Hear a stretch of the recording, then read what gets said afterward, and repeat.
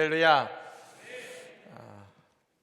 모든 사람에게 구원을 주시는 하나님의 은혜와 평강이 오늘도 우리 가운데 함께 하실 줄로 믿습니다. 인사합니다. 선교사님 안녕하십니까? 안녕하십니까? 네, 안녕하십니까? 네. 추운 날씨도 불구하고 성경을 찾아온 성도님들에게 하나님의 놀라운 은혜와 사랑이 함께 하실 줄로 믿습니다. 특별히 새가족들, 우리 하봉교 새가족들에게도 하나님께서 넘치는 은혜로 그리고 축복으로 이 자리에 함께 하실 줄로 믿습니다. 미리 광고를 좀 드리고 말씀을 드리는 게 좋을 것 같습니다. 여러분 다음 주일부터 예배 시간 변경되는 거 꼭 기억해 주시고요. 그리고 광고 드렸던 남수단 난민들을 위한 성탄 선물 보내기 옷까지 여러분 성탄 선물 나누기 여러분 꼭 기억해 주시고 함께 나눌 수 있었으면 좋겠습니다. 여러분 인간은 참 연약합니다. 유명한 나폴레옹이라고 하는 용장이 있었습니다. 그는 그 병사들을 데리고 알프스 산맥을 넘었던 사람입니다. 도구가 있는 것도 아니지만 그 병사들과 알프스 산맥을 넘을 정도로 대단했던 사람이고 그는 외쳤습니다. 내게 불가능은 없다 외쳤던 사람이 바로 이 나폴레옹이었고 그는 황제까지 올랐던 사람입니다. 그러나 여러분 나폴레옹도 집에 돌아오면 늘 고독감과 외로움을 이길 수 없어서 그의 부인 조세핀의 무릎을 붙잡고 엉엉 울었다고 이야기를 합니다. 하나님은 우리를 말씀하실 때 질그릇이라 말씀하셨습니다. 저는 하나님이 인간을 흙으로 빚으셨다라고 말씀하시는 창세기의 말씀이 정말 우리에게 의미가 있는 말씀이라고 생각합니다. 우리가 보기에 우리가 살이 있고 피가 있고 이런 모습이지만 그러나 우리의 본 모습은 뭐냐? 우리는 질그릇과 같다는 것입니다. 질그릇의 특징이 있습니다. 깨지기 쉽다는 것입니다. 우리의 몸도 질그릇과 같고 우리의 영도 질그릇과 같습니다. 그래서 우리의 영도 육도 모두 다 깨지기 쉽다는 것이고 상처 입기 쉽다는 것입니다. 요즘 우리나라의 트렌드를 말하면 그건 상담일 겁니다. 그리고 정신분석이 바로 최근에 우리나라의 트렌드 중에 하나입니다. 상담을 하는 모든 일들, 모든 상담을 통해서 늘 드러나는 한 가지는 뭐냐면 사람들이 다 상처를 마음에 입고 있다는 것입니다. 저는 그 얘기가 맞다는 생각합니다. 왜냐? 아이들도 어른들도 누구나 밖에서 생활하면 다 몸에 상처가 납니다. 조심해도 살다 보면 몸에 상처가 없을 수 없습니다. 그와 같이 우리가 사회생활을 하다 보면 우리가 원하든 원하지 않든 우리의 마음에는 그와 같은 많은 상처들이 생길 수밖에 없는 것입니다. 그래서 우리는 늘 연약하고 부족하다고 우리 자신을 느낄 수밖에 없는 것입니다. 육신에 입은 상처를 보면서 내 마음에 있는 상처를 보면서 우리는 나는 부족해, 난 연약해 라고 느끼게 되는 것입니다. 그래서 오늘 본문에서 바울 사도는 중요한 이 명제를 이렇게 선포합니다. 26절 말씀이죠. 이와 같이 성령도 우리의 연약함을 도우시나니. 성령이 우리의 연약함을 도우신다는 겁니다. 우리는 반드시 누군가의 도움이 필요한 존재입니다. 그런데 우리에게 가장 중요한 도움, 가장 필요한 도움을 주시는 분이 계신데 오늘 바울 사도는 말합니다. 그분이 바로 성령님이시라는 것입니다. 그 성령님께서 우리의 연약한 부분을 도우시는 것입니다. 사랑하는 여러분, 오늘 우리가 연약하다고 부족하다는 것을 인정하게 될 때에 성령께서 우리의 연약함을 도우시는 이 밤이 될 줄로 믿습니다. 그렇다면 여러분, 성령이 우리의 연약함을 도우시는데 어떤 점이 우리에게 가장 연약한가? 바울 사도가 우리에게 말하기를 우리에게 있어서 가장 연약한 것이 있는데 그것을 바로 기도라고 말하고 있습니다. 기도. 성령님께서 우리의 안에서 우리를 도우시는 가장 중요한 부분이 있다는 것입니다. 그것은 우리의 기도를 도우신다는 것이죠. 성령님께서 우리를 위해 기도하심을 통해 우리의 연약함을 담당해 주신다는 겁니다. 그래서 여러분, 기도는 뭐냐? 하나님의 축복과 응답의 통로라고 할 수가 있는 것입니다. 우리가 잘 걷는 예레미야 33장 3절 말씀이 유명한 말씀이 있죠. 너는 내게 부르짖으라. 내가 내게 응답하겠고 내가 알지 못하는 크고 은밀한 일을 내게 보이리라. 그래서 성령님께서 우리의 약함을 강함으로 바꾸시기 위해 사용하시는 것이 있는데 그것이 바로 기도라는 것입니다. 그 기도를 통해서 상처입은 인생과 연약한 인생이 강한 존재로 바뀌어진다는 것입니다. 우리가 아마 성경에서 가장 강력한 용사라고 말하면 여러분 누구를 꼽으시겠습니까? 다 강력한 용사라고 말하면 바로 우리는 다윗을 꼽습니다. 근데 실제로 성경을 보십시오. 다윗이 싸움을 잘했고 강력한 용사라고 나눈 구절은 사실 한 군데입니다. 다윗이 소년일 때 골리앗과 싸우는 장면입니다. 그 이후에 다윗의 용맹한 부분, 용맹에 싸웠던 부분 여러분 크게 언급되어 있지 않습니다. 그런데 우리는 모두 다 다윗을 말합니다. 다윗은 용사다. 다윗의 가장 강력한 용사라고 우리는 말하고 있습니다. 모든 사람이 인정합니다. 그런데 여러분, 왜 그렇게 다윗을 강력한 용사라고 부르게 되었는가? 그 중요한 이유는 바로 그의 기도에 있다는 것을 우리는 알 수가 있다는 것입니다. 다윗은 늘 기도하는 사람이었습니다. 그 시편을 보면 그의 기도의 증거가 나옵니다.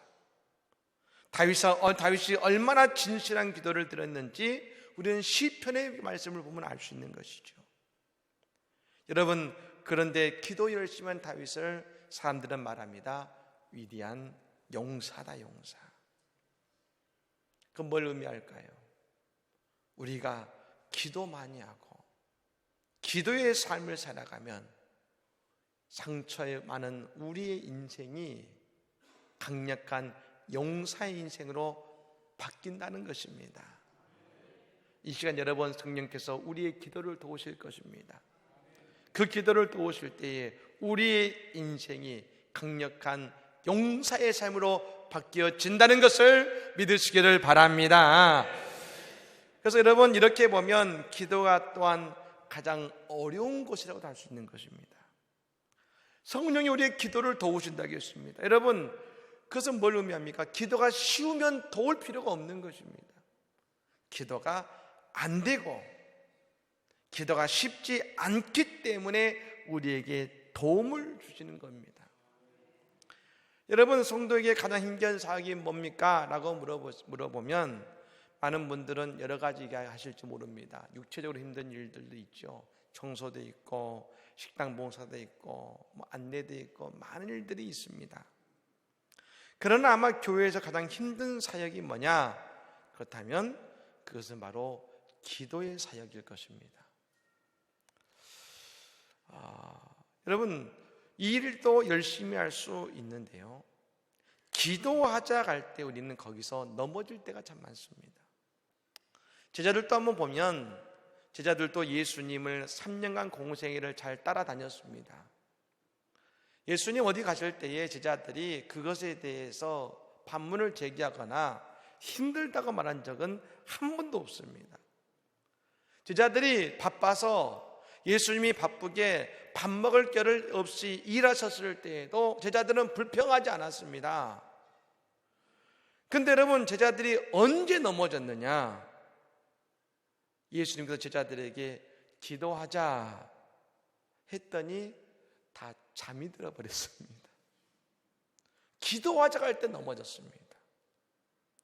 겟세마네 동산에서 예수님께서 제자들에게 말씀하셨지 않습니까? 나를 위해 기도해 주라라고 3번이나 간곡하게 말씀하셨는데 제자들은 그 말 듣고 3번이나 깊은 잠을 들어버렸습니다. 왜요? 기도가 가장 힘든 일일 뿐 아니라 기도는 영적 전쟁이고, 그러므로 여러분, 기도에 성공할 수 있는 사람은 우리가 해야 되는 나머지 사역도 다 성공할 수가 있는 것입니다. 누군가 그런 말씀을 했습니다. 감기가 만병의 근원인 것처럼 모든 영적인 문제는 기도가 없음에서 시작된다. 사랑하는 여러분, 기도가 쉽진 않지만, 기도는 힘든 것이지만, 그러나 우리가 그만큼 기도를 잘하게 될 때에 오늘 우리의 삶 속에서 놀라운 하나님의 역사가 일어나게 될 줄로 믿습니다. 그렇다면 여러분, 도대체 왜 기도가 힘든가? 오늘 바울 사도는 말해줍니다. 왜 기도가 힘들까? 그것은 이것입니다. 무엇을 기도해야 될지 모른다는 겁니다. 그러니까 기도가 힘든 겁니다. 여러분, 우리가 무엇을 기도할지 모른다는 증거가 뭡니까? 3분 기도하면 기도가 끝날 때도 많고, 실제로 세가족 분들은 5분 기도하기 힘듭니다. 제가 신학교 때 들었던 그 이야기 가운데 어느 목사님의 이야기가 있습니다. 목사님이 목회에 바쁘시다가 기도를 많이 못 하셨는데 능력이 필요할 것 같아서 나도 한번 산기도 한번 해보자 해서 목사님께서 여러분 산으로 올라가셨답니다. 그래서 손 하나 붙잡고 정말 뜨겁게 열심히 기도하셨다 그럽니다. 한참을 기도하다가 기도 많이 했다, 한 1시간 지났으려나 하고 시계 봤더니 15분 지났더랍니다.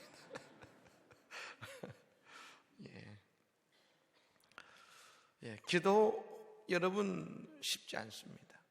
기도 잘하시는 분들도 말입니다. 한동안 기도를 쉬다가 기도하시면 기도가 잘 안 됩니다.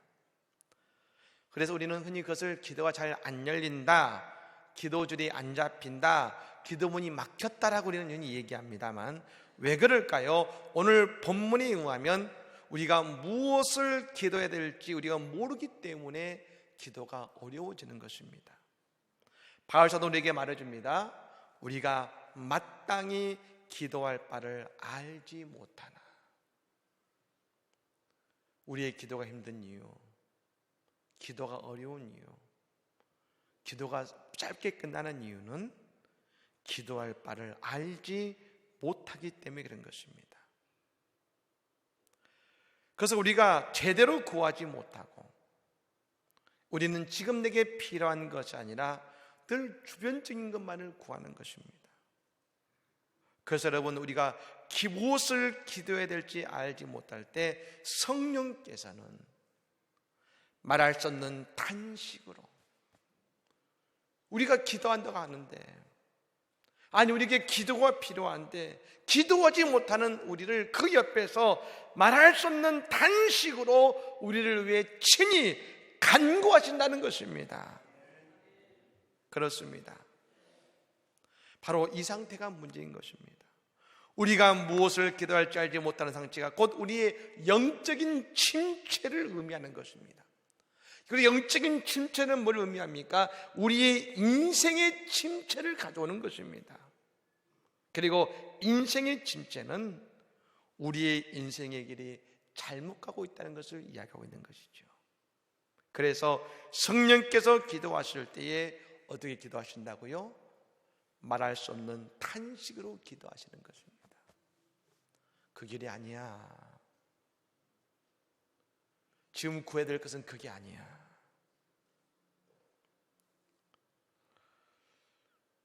여러분, 어쩌면 우리가 지금 기도하고 있는 것 같지만 성령은 우리 속에서 말할 수 없는 탄식으로 우리를 위해 기도하실지 모릅니다. 왜요? 잘못 구하고 있으니까요.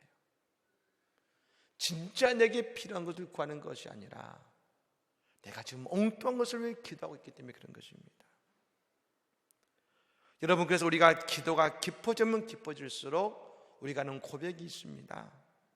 처음에 내가 원했던 기도가 아니라 전혀 다른 기도가 나오게 되는 것을 우리는 깨닫게 되는 것입니다. 그러면서 우리는 압니다. 내 뜻과 하나님의 뜻을 구별하게 되는 것입니다. 이 뜻을 바로 구별하게 될 때에 오늘 우리는 우리의 삶을 진지하게 돌아보게 되는 것이고, 우리의 잘못된 삶을 하나님의 방향으로 우리의 삶을 이끌어갈 수 있게 된다는 것입니다. 사랑하는 여러분, 오늘 우리의 기도가 깊어짐을 통하여서 인생의 침체에서 벗어나서 은혜의 삶으로 나아가는 우리 모두가 되기를 간절히 축복합니다. 여러분, 참으로 감사한 것은 뭐냐? 성령께서 우리의 기도를 도우시는데 우리가 서로의 기도로 서로를 돕게 하시고 서로의 기도로 서로가 하나 되게 하신다는 것입니다. 여러분, 우리 안에 성령께서 내재하고 계심을 믿으십니까? 믿으십니까? 여러분, 성령께서 우리와 함께 하심을 믿으십니까? 여러분, 이 고백이 소중한 것은 뭐냐? 성령께서 우리와 함께 하신다고 고백하면 우리의 육신은 떨어져 있는 것 같지만 성령의 기도, 성령의 역사가 우리를 하나로 묶으신다는 것입니다. 제가 여러분 이 말씀을 준비하면서 그런 생각이 들었습니다. 야, 정말 위대한 일의 역사구나. 이 안성 땅에 우리가 곳곳에 여러분 살아가고 있는데요, 성령을 통하여 은혜의 띠가 묶여진다면 그 이 안성 속에 우리를 통해서 성령의 위대한 하나의 위대한 역사가 이 안에서 이루어지겠구나. 여러분, 그 생각이 들 때 얼마나 가슴이 뜨거웠는지 모릅니다. 우리가 어디에 있든지 성령이 서로를 위해 기도하게 하시고 우리 모두에게 하나님은 승리를 주시고 은혜를 주시는 줄로 믿습니다. 그래서 여러분, 성령이 임하실 때에 우리 모두는 하나가 되는 것입니다. 우리가 잘 알고 있는 찬양이 있습니다. 목마른 사슴이라는 찬양이 있습니다. 이 목마른 사슴이라는 찬양에 보면 우리가 목마른 사슴이 시냇물을 찾기에 갈급한다고 노래하고 있습니다. 여러분, 이 갈급함은 그냥 목마름의 갈급함이 아닙니다. 학자들은 그런 말을 합니다. 왜 사슴이 시냇물을 찾기에 갈급할까? 목도 마르겠지만 사슴은 가장 연약한 동물이 사슴인 것입니다. 그런데 이 사슴이 살기 위해 필요한 것이 있습니다. 이 사슴은 독특한 사슴의 향기가 있습니다. 이 사슴의 향기가 있는데 동물들은 그 냄새를 맡지 않습니까? 그런데 그 사슴의 냄새를 지울 수 있는 방법이 있답니다. 그것은 뭐냐면 물을 마시는 거랍니다. 물을 마시면 물을 마실수록 자신의 냄새를 지운다는 것이죠. 그러니까 오늘 목마른 사슴이 시냇물을 찾기에 갈급한다는 것은 자신의 사슴의 냄새를 감춤을 통해서 그의 생명을 유지하기 위한 몸부림이라는 것입니다. 여러분, 그렇습니다. 우리에게 기도는 사슴의 목마름과 같은 은혜의 샘물과 같은 것입니다. 우리가 기도하며 우리의 기도가 쌓여가면 말입니다, 우리의 인간의 냄새가 사라집니다. 인간은 사라집니다. 마귀는 뭘 찾아올까요? 우리의 죄의 냄새, 인간의 냄새를 따라서 마귀는 우리를 쫓아옵니다. 우리를 공격합니다. 그런데 우리가 기도하며 인간의 냄새를 지워가고 기도하며 성령님을 통하여 우리의 죄의 냄새를 지워갈 때에 여러분, 우리의 삶은 은혜의 삶을 살 뿐 아니라 축복의 삶을 살아가야 될 줄로 믿습니다. 제가 말씀드린 것처럼 여러분, 성령은 우리를 하나 되게 하십니다. 제가 얼마 전에 봤던 참 은혜로운 찬양이 있습니다. 이 목마른 사슴이라는 찬양을 여러분 부르는데요, 7개 나라의 언어로 그 노래를 부르는데 너무나 은혜로운, 그런데 그 각자의 노래가 하나의 노래로 하나의 찬양으로 모아지는 모습이 너무나 아름다웠습니다. 아, 성령께서 역사하시는구나 느껴는 은혜로운 찬양이 있었습니다. 우리 시간 한번 그 찬양을 한번 보면 좋겠습니다.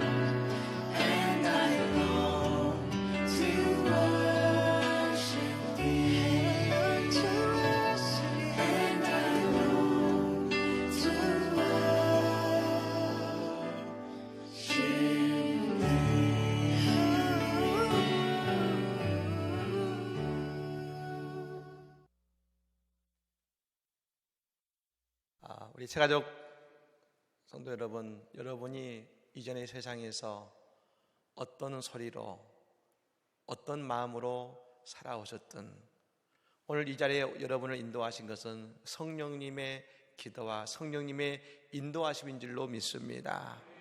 이제 우리 안성전장로교회에서 우리가 한 목소리, 한 은혜 안에 우리를 모이게 하셨습니다.